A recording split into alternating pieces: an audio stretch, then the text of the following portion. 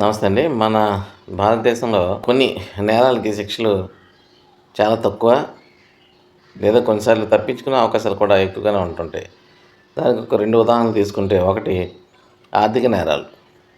ఈ ఆర్థిక నేరాలు ఆడు ఎన్ని వందలు, వేల కోట్లు వాడు కలెక్ట్ చేసుకొని దర్జాగా విదేశాలు వెళ్ళిపోయి సెటిల్ అయిపోతాడు. వాడికి శిక్ష పడదు. లేదా ఇక్కడే ఉంటాడు. ఈ ఐపీ క్లాస్ ఒకటుంది. అది పెట్టేసి ఊరుకుంటాడు. హ్యాపీ. వాడు యాక్సిడెంట్ చేసేస్తాడు. అవతల వ్యక్తి చనిపోతాడు.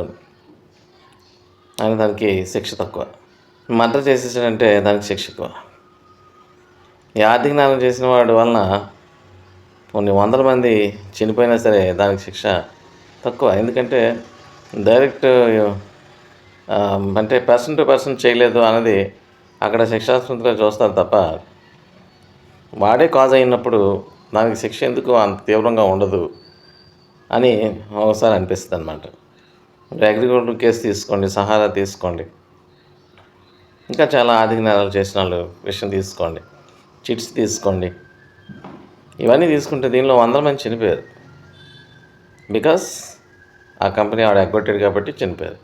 బట్ శిక్షలే ఉన్నాయి. అదే డైరెక్ట్గా ఒక మనిషిని కనుక మర్డర్ చేసేస్తే వాడికి యావజ్యం నా కేసు తాలూకా ఇంటెన్సిటీ బట్టి ఒక్కోసారి ఉరిశిక్ష కూడా వేస్తారు. ఇక్కడ ఒక్క పర్సనే, అక్కడ వందల మంది, తీవ్రత ఉండదు. మరి ఎందుకు అలాగా?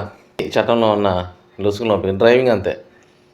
డ్రైవర్ ఆడు ఇంటెన్షనల్గా గుర్తించి చంపేసినా సరే ఆయన మీద శిక్ష అనేది అంత తీవ్రంగా ఉండదు అనమాట. శిక్షలు ఏ విధంగా ఉన్నాయి? కొన్నిసార్లు ప్రూవ్ చేయడానికి కూడా నానా తంటలు పడే పరిస్థితి ఉంది. కాబట్టి ఖచ్చితంగా శిక్షాస్మృతిలో మార్పు కొన్ని దగ్గర తీసుకురావాల్సి ఉంది. ఎప్పుడు తీసుకొస్తారో చూడాలి మరి. Thank you.